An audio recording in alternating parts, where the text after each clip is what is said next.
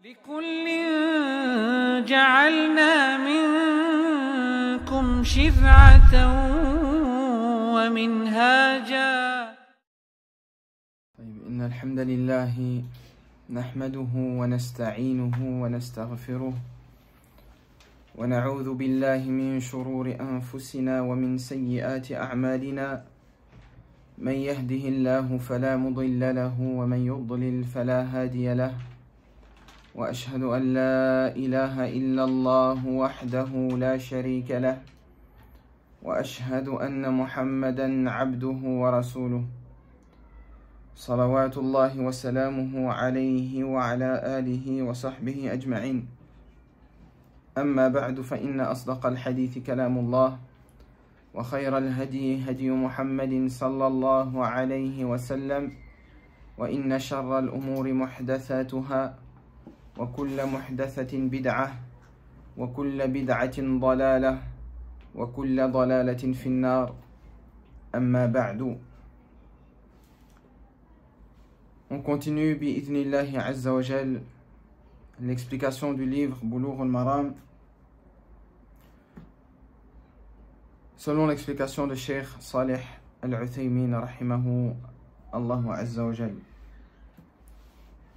On demande à Allah subhanahu wa ta'ala أن يعلمنا ما ينفعنا وأن ينفعنا بما علمنا وأن يزيدنا علما وعملا وإخلاصا وتطبيقا.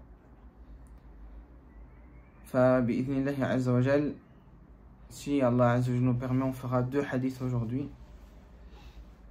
نعم. بسم الله الرحمن الرحيم. الحمد لله رب العالمين وصلى الله وسلم على أشرف المرسلين وعلى آله وصحبه أجمعين.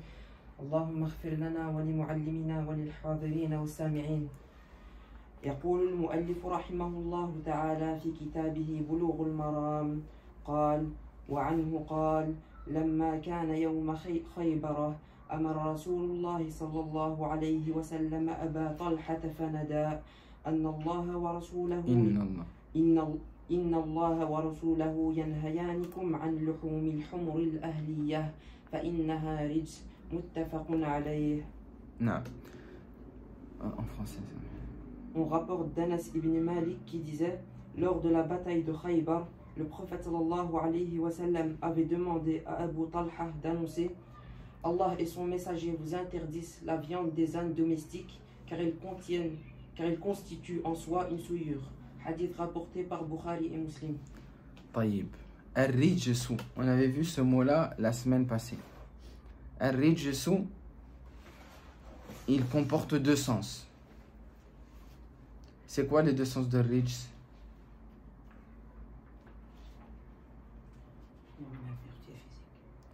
Une impureté physique, naam.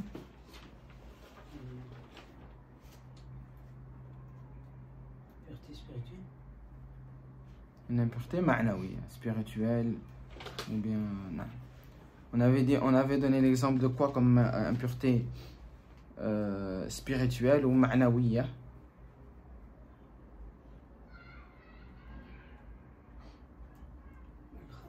Al-khamr, barakallahu fik. Inna al-khamra wal-maysira wal-ansab wal-azlam, quoi ça?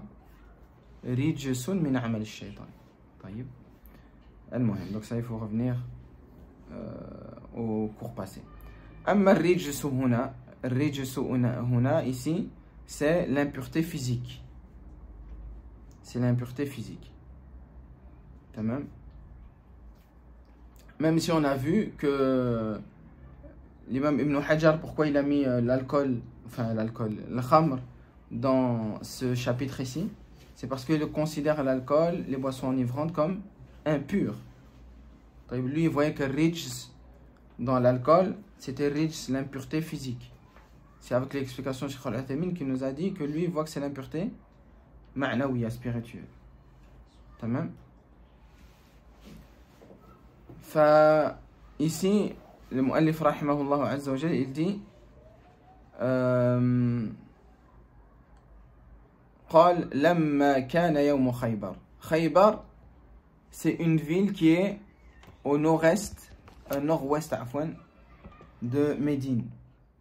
Plus ou moins environ 150 km. Qu'est-ce qui s'est passé à Khaybar?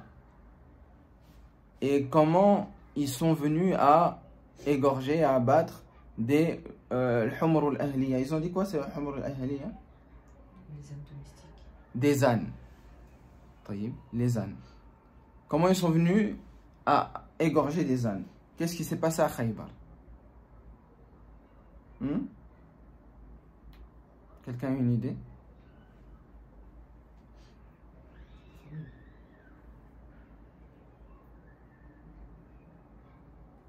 Non? Taïb. Khaybar, c'était une bataille, c'était une razwa, une bataille qui s'est produite au 7e année de l'Hijra. À 7e année de l'Hijra, il y a eu une bataille à cet endroit qu'on appelle Khaybar, qui est au nord-ouest de quoi? De quelle ville?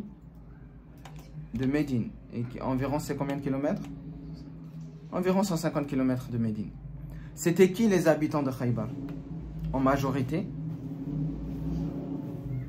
c'était les Yahoud, c'était des Juifs. Donc les habitants de Khaybar, c'était des Juifs en grande majorité. Et ils étaient connus, ces Juifs-là, pour avoir une grande ou bien une armée qui est forte, qui défend leur terre. Mafhoum? Donc Khaybar, c'est donc quand toute la situation, c'est une guerre qu'il y a eu là-bas. Entre d'un côté une majorité de juifs et d'un côté les musulmans. À la 7e année de l'Hégire, et Allah subhanahu wa ta'ala, il a donné la victoire au prophète sallallahu alayhi wa sallam et aux compagnons radiyallahu anhum. Ici, al-Humr al-Ahliya, les ânes qu'ils ont trouvés, c'était le butin de guerre. Donc comme il y avait la guerre s'est finie, ils étaient affamés, qu'est-ce qu'ils ont fait? Ils ont commencé à sacrifier les ânes. Pourquoi? Pour les manger. Vous voyez, parce qu'ils avaient passé de longues heures à se battre, à combattre. Et avec le butin, ils ont vu qu'il y avait beaucoup d'ânes, alors ils ont égorgé les ânes. Première faïda, c'est qu'on voit que dans le premier temps de l'islam, les ânes, c'était un animal qui était halal. Sinon, ils ne les auraient pas égorgés et ils ne les auraient pas mis dans les qudur, les marmites, etc. Donc, le premier jugement des ânes, c'était que c'était autorisé, c'était halal. Ensuite, le prophète sallallahu alayhi wa sallam, pendant que les compagnons, ils sont en train de faire mijoter les ânes dans les qudur, dans les marmites, Allah subhanahu wa ta'ala, il révèle à son prophète sallallahu alayhi wa sallam at-tahrim, l'interdiction. Qu'est-ce que le prophète sallallahu alayhi wa sallam, il fait?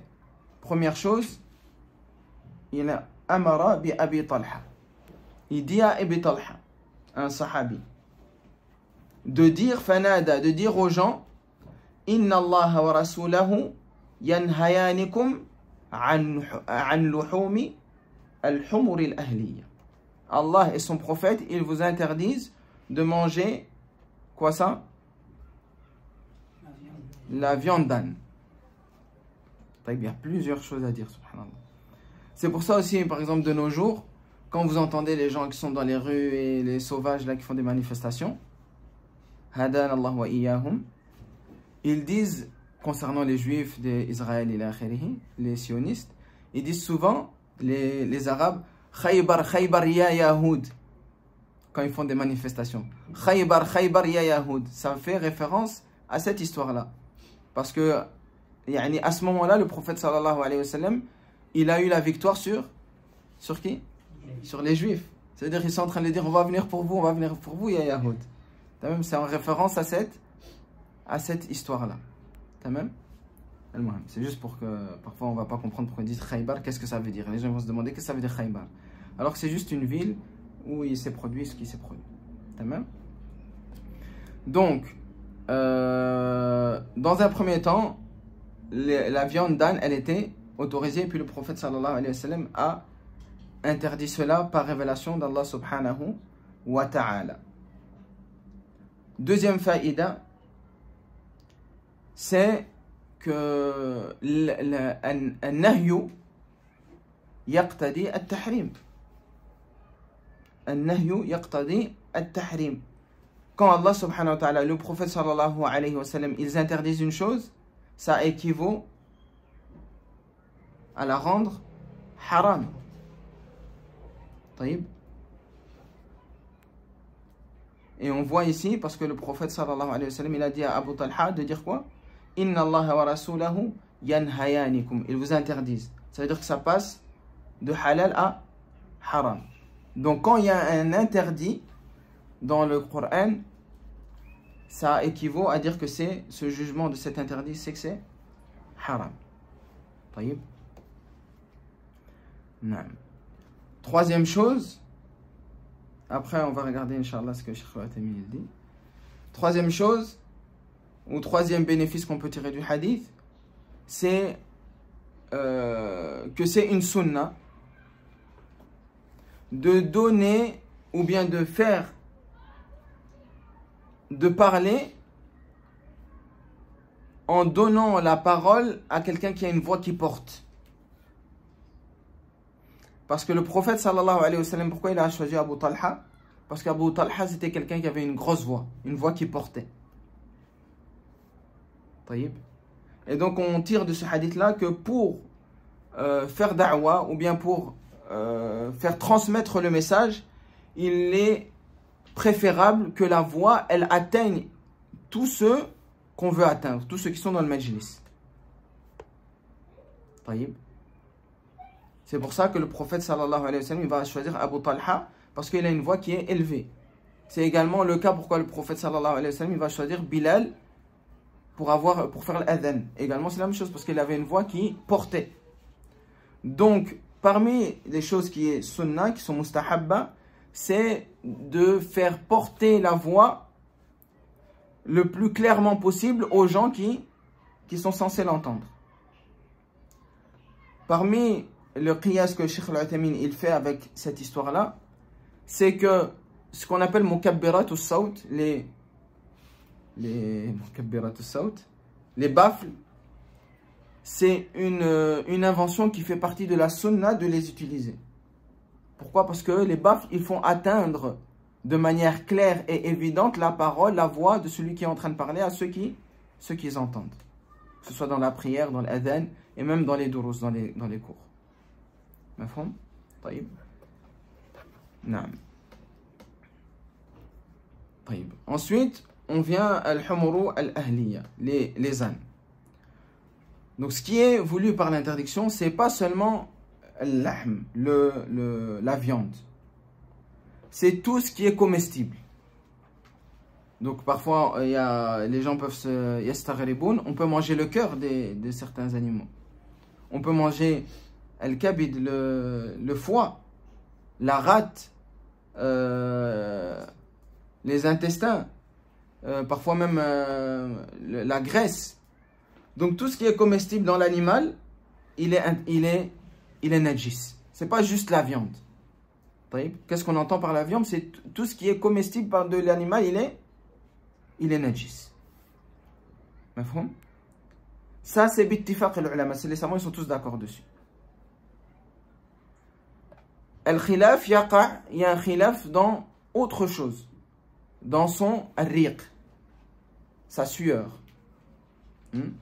al-lu'ab, sa salive. Est-ce que ça fait partie également des choses qui sont najis ou qui sont pas najis?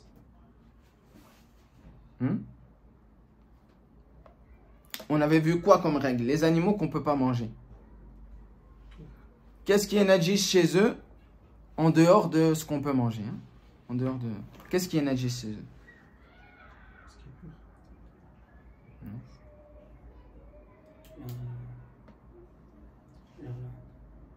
Non. On avait vu que leur urine et leur excrément c'est najis. Et contrairement à des animaux qu'on peut manger, leur urine et leur excrément c'est tahir. Ou tahour. Vous vous rappelez de ça? Donc ici, comme c'est un animal qu'on ne peut pas manger, son urine, ses excréments, c'est najis. Maintenant, la seule khilaf qu'il y a, c'est sur sa sueur, sa bave. Est-ce que ça c'est najis ou c'est pas najis? On va Non. Il n'y avait pas un hadith avec le chat qui buvait dans le récipient. Là, on est dans les humur, on est dans les ânes. Les chats, on a déjà vu, c'est passé avec nous. Hein? On a vu. C'était quoi le hukm des chats? Le prophète sallallahu alayhi wa sallam avait dit quoi? Innaha laysat binajisin. C'est pas impur.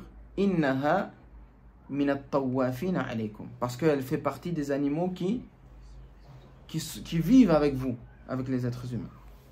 Taïb. Ça nous sera utile pour ici aussi. Taïb. Donc le khilaf, c'est concernant la sueur et la khayri. Une partie des savants qui n'est pas l'avis de Cheikh Al-Uthaymin, mais qui cite lui-même, ils disent que tout chez l'âne est impur. Que ce soit sa salive, sa riq, sa sueur, tout est impur. Taïb. Et ils ont pris comme preuve la globalité de la parole du prophète sallallahu alayhi wa sallam. Il dit quoi? فَإِنَّهَا رِجْسٌ. Parce que les animaux, les ânes domestiques, c'est quoi? Innaha rijs. C'est une impureté. Ils ont dit, c'est général. Il n'a pas cité est-ce que c'est juste qu'il y a en lui ou bien la sueur. Non, il a dit une chose générale, le prophète sallallahu alayhi wa sallam, c'est cet animal, innaha rijs. C'est une impureté en lui. Lui-même, il est impur. Et l'avis que Cheikh Al-Uthaymin est là, c'est pas celui-là. Il dit que al-lu'ab, al-riq, sa salive, sa sueur, c'est pur. Pourquoi il dit ça? Il dit parce que le prophète sallallahu alayhi wa sallam faisait partie des animaux qu'il montait, les ânes, lui et ses compagnons. Et il est connu que l'âne, s'il porte quelque chose sur lui, il transpire beaucoup. Et on n'a jamais rapporté du prophète sallallahu alayhi wa sallam qu'il a ordonné à un compagnon ou à lui-même de purifier un habit qui a été touché par la sueur de l'âne. Ce qui montre que si c'était impur, il y aurait un texte qui nous ordonne de se purifier de ça, ou de purifier l'habit de ça. Et une deuxième preuve qu'il donne, Cheikh Al-Uthaymin, rahmatullahi alayhi, c'est que cet animal, il est comme le chat. La raison pour laquelle le chat, le prophète sallallahu alayhi wa sallam l'a rendu pur, c'est parce qu'il fait partie des gens ou des animaux qui vivent parmi les êtres humains. Et l'âne également, c'est un animal qui fait partie des animaux qui vivent, surtout à l'époque, maintenant c'est peut-être autre chose, qui vivaient avec les êtres humains. Donc, il le fait rentrer dans cette catégorie également.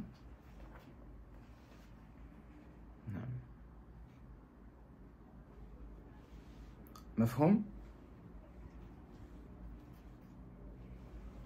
Non. Ensuite, le Cheikh Al-Uthaymin, il parle d'un autre animal qui est également nommé par Al-Himar. En arabe, on a Al-Himar Al-Ahli, c'est ce que tu m'avais demandé, subhanallah. Al-Himar Al-Ahli, ça c'est l'âne. Et Al-Himar Al-Wahshi, c'est le zèbre. Donc le zèbre, en arabe, on l'appelle aussi Himar. Walakin son hukm, il n'est pas le même que le hukm de l'âne. Le zèbre, c'est un animal qui est permis de consommation. Et on va donner une règle concernant les animaux. On ne va pas rentrer dans tous les détails des animaux qui sont permis ou interdits, sinon ce serait un cours mustaqil. Walakin, on va donner deux règles concernant les oiseaux et concernant les animaux, pas domestiques, mais comment on appelle ça? Sauvages. Donc lui, il fait partie des animaux qu'on peut manger, le zèbre, qu'on appelle al-himar ou al-wahshi. Concernant les animaux qui sont interdits, le prophète sallallahu alayhi wa sallam naha, il a interdit de manger tout animal qui a des canines avec lesquelles il attaque sa proie pour la manger. Tout animal qui a des canines et qui attaque avec elle sa proie pour manger. Quand il est venu dans le hadith du prophète sallallahu alayhi wa sallam, naha Rasulullah sallallahu alayhi wa sallam عن كل ذي ناب من السباع. Donc tout animal qui a des canines ou des crocs parmi les animaux sauvages. طيب. Et il y a une définition que j'ai entendue qui est pas précise.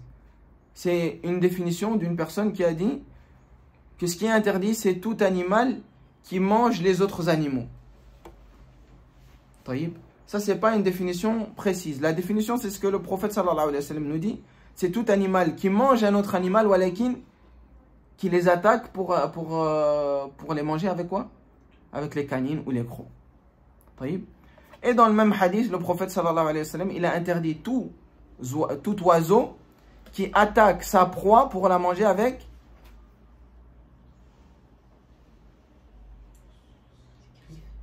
je sais pas comment on appelle ça, si c'est des griffes ou là des... Voilà, c'est ce qu'il a dans ses mains. Moi j'appelle ça les griffes. Wallah alim si c'est les griffes.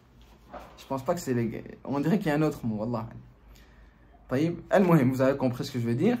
Et donc la deuxième partie du prophète sallallahu alayhi wa sallam, il dit wa kullu dhi mikhlabin min at-tayr. Donc tout animal qui a des griffes ou je sais pas quoi, min at-tayr, parmi les oiseaux. Donc on peut rentrer par exemple ceux qui ont des canines et qui mangent, les lions, les tigres,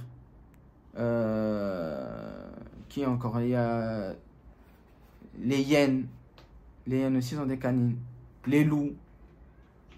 Non.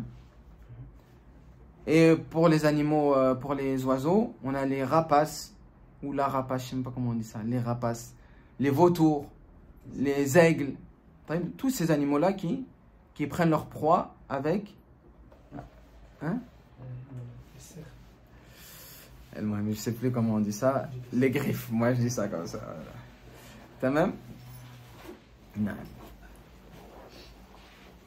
Non. On avait également appris, donc ici, l'âne, il ne fait pas partie de ces animaux qui sont cités. C'est pas quelqu'un qui attaque déjà un autre animal.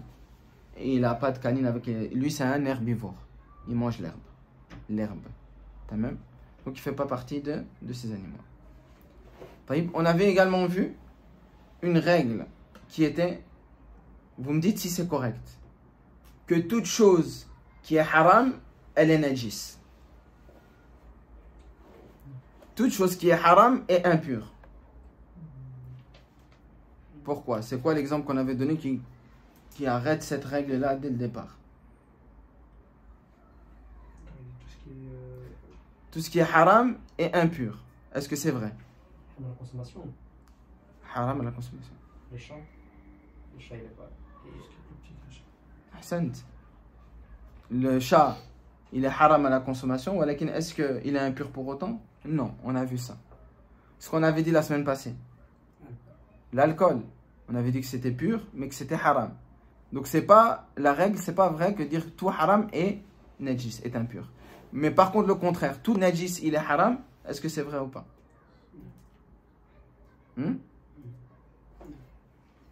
Ça c'est vrai. On avait vu que tout najis il est haram.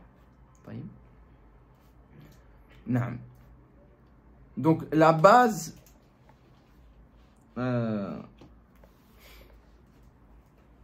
يعني tout ce qui est najis et haram, ça c'est la base. Est-ce qu'il y a des exceptions qu'on a déjà vues à cette règle? Donc tout ce qu'on a vu précédemment dans le cours de Boulough al-Maram, est-ce qu'il y a une exception à cette règle-là? Donc tout ce qui est najis, il est haram. Il y a une exception qu'on a vue.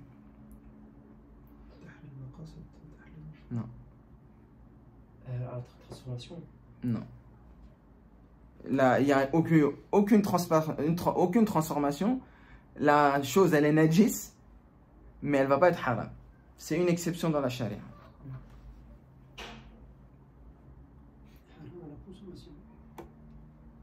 Haram, c'est haram. Que ce soit la consommation ou tout ce que tu veux. Donc la chose est najis, mais elle n'est pas haram.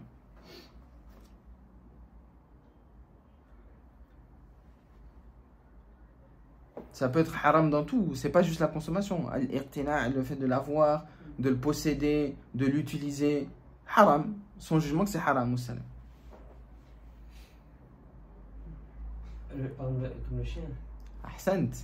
Le chien, il est najis. Mais on avait cité 3 catégories de chiens qui sont exemptés de la najasa et qui vont pas être haram et qui vont être autorisés d'avoir. Tandis que tous les autres chiens, ce sera haram de les avoir. Ahsant.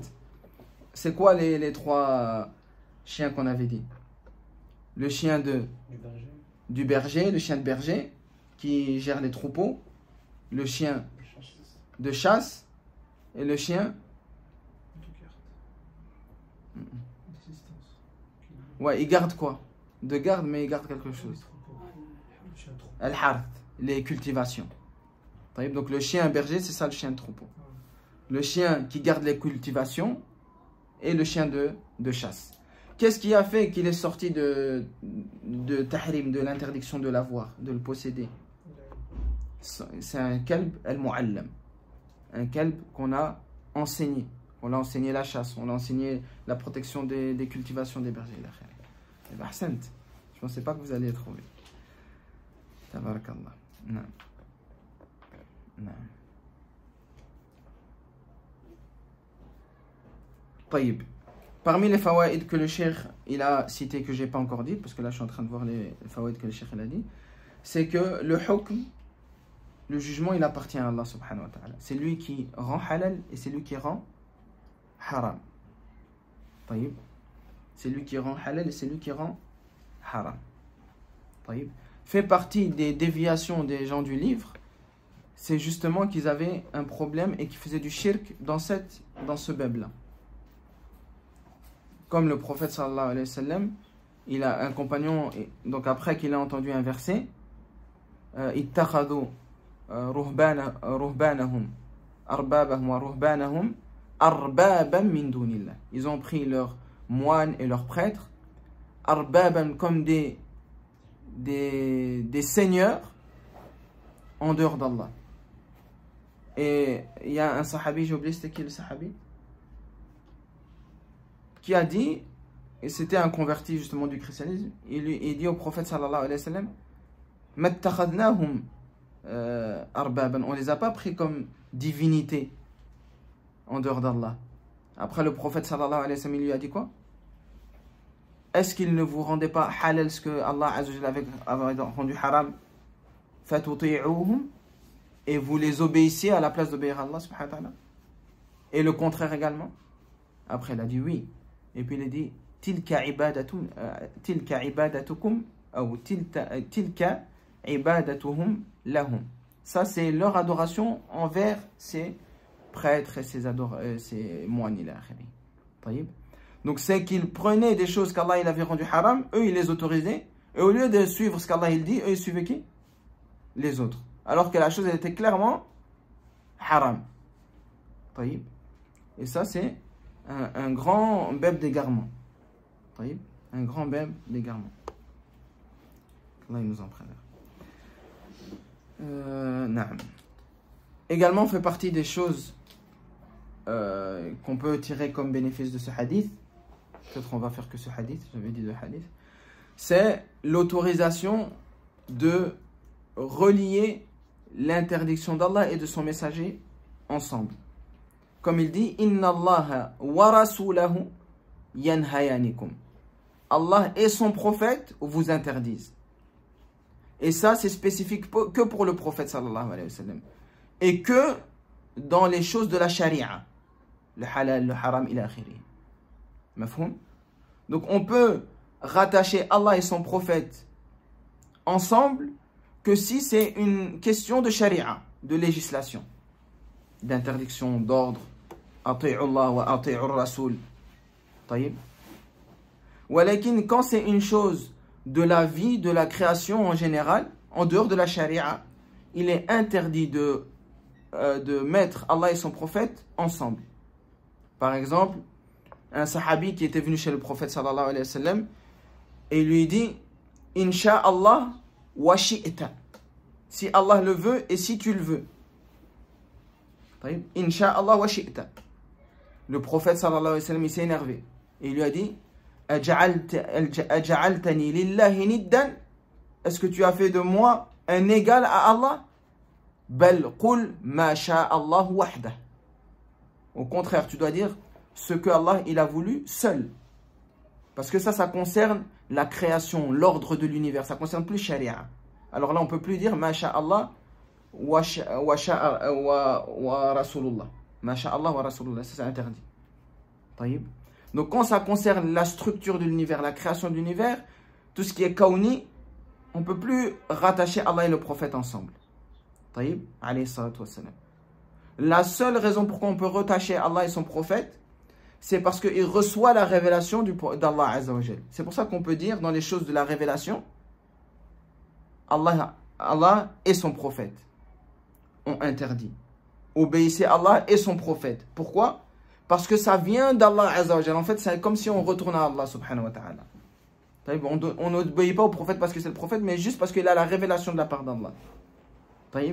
Mais quand c'est Umur al-Ghaibiyya, les choses de l'invisible, ou bien les choses de la création, ou bien ce qui se passe dans l'univers, là, le prophète sallallahu alayhi wa sallam, il n'a aucune place dans il n'a aucune partie dans cette chose-là. Donc à ce moment-là, on ne peut plus le rattacher à Allah. On rattache juste la chose à Allah Azza wa Jalla. Vous avez compris ou pas? Comme par exemple je dis à une personne, ou bien le prophète sallallahu alayhi wa sallam, un compagnon qui viendrait chez lui et lui dit Shafanillah wa Rasulullah, qu'Allah me guérisse et le prophète. Est-ce que ça existe ça? Non. Parce que ça c'est une chose qui est kaouni, c'est spécifique à Allah subhanahu wa ta'ala. Ça n'a plus rien à voir avec la charia du prophète.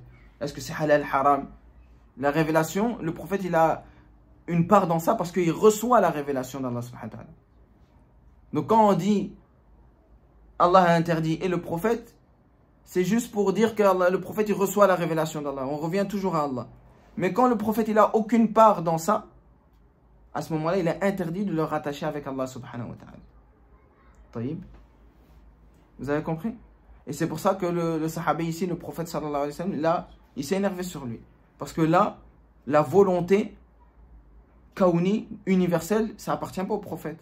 Ça appartient à Allah subhanahu wa ta'ala. C'est Allah qui veut une chose, elle se produit. Le prophète, il n'a aucune part dans ça. Le prophète sallallahu alayhi wa sallam, Allah azza wa jalla nous dit même dans le Coran, il dit le prophète sallallahu alayhi wa sallam, la adri ma yuf'alu bi wa la bikum. Je ne sais pas ce qu'on fera de moi, ni de vous. Il n'a aucune part dans la gérance de l'univers. Donc c'est une grande jour à Allah, un grand crime vis-à-vis d'Allah de rattacher cela au prophète sallallahu alayhi wa sallam. Comme on avait dit, il n'y a qu'une personne qu'on aime li dhatihi et qu'on obéit li dhatihi, c'est Allah. On avait dit ça la fois passée, je ne sais plus dans quel cours. La seule personne qu'on aime pour son être et qu'on obéit pour son être, c'est Allah. Parce que c'est lui, comme on avait vu, qui donne la législation. Inil hukmu illa lillah. Le jugement, il appartient qu'à Allah. La révélation, elle vient que d'Allah. La permission, elle vient que d'Allah. Le prophète, c'est juste un wasila, c'est juste un moyen pour nous transmettre. Taïb. Et fait partie, et je termine avec ça, fait partie également de la hikmah d'Allah subhanahu wa ta'ala, c'est qu'il a choisi parmi les messagers que des hommes. Il aurait pu choisir des anges qui viennent nous enseigner. C'est vrai ou pas? Walikin Allah subhanahu wa ta'ala, il nous dit dans le Coran, لو كان في الأرض ملائكة يمشون مطمئنين لنزلنا من السماء ملكا رسولا. Si c'était des anges qui vivaient sur la terre et qui marchaient sur la terre en paix, on aurait fait descendre des cieux malakan rasula, un ange messager. Walakin vous êtes des hommes. Comme certains Quraysh avaient demandé qu'on voit Allah ou bien que des anges descendent, ila akhirihi. Allah subhanahu wa ta'ala répond par ça. Vous n'êtes pas des anges, pourquoi on va vous envoyer des anges? On vous envoie de votre être. Et c'est pour ça que même Jibril alayhi salam, quand il est venu chez le prophète sallallahu alayhi wa sallam, il n'a pas enseigné les compagnons directement. Hein, dans le hadith de Omar. Vous vous rappelez le hadith dans le Nawawi? Quand il y a un rajul qui est venu chez le prophète, qui était comme il était blanc, avec des cheveux tout noirs, alors que personne ne le connaissait. C'est Jibril alayhi salam. Est-ce que lui, directement, il a enseigné aux compagnons? Non. Il a demandé au prophète pour que le prophète, il enseigne aux compagnons. طيب. Donc, al-muhim. Je ne sais pas pourquoi je suis parti là-bas. Walakin, Allah subhanahu wa ta'ala, c'était pour ça. Parce que le prophète sallallahu alayhi wa sallam, c'est juste une wasila, c'est juste un moyen qu'Allah azza wa jalla utilise pour nous enseigner ce qu'il veut et ce qu'il attend de ses créatures. Sinon, at-ta'a, l'obéissance lidatiha, pour elle-même, elle revient à Allah subhanahu wa ta'ala, pas au prophète sallallahu alayhi wa sallam. On obéit au prophète sallallahu alayhi wa sallam que parce qu'on obéit à Allah azza wa jalla. Al-muhim. Donc ça, c'est ce qu'on aura pu dire aujourd'hui. C'est bientôt l'heure de la prière et le prochain hadith, il est aussi long. Donc, naktafi bihada. S'il y a une question, je la prends maintenant. Si pas, on s'arrête à ce qu'on a dit aujourd'hui. Non. Subhanakallahumma wa bihamdik. Ashhadu an la ilaha illa ant. Astaghfiruka wa atubu ilayk.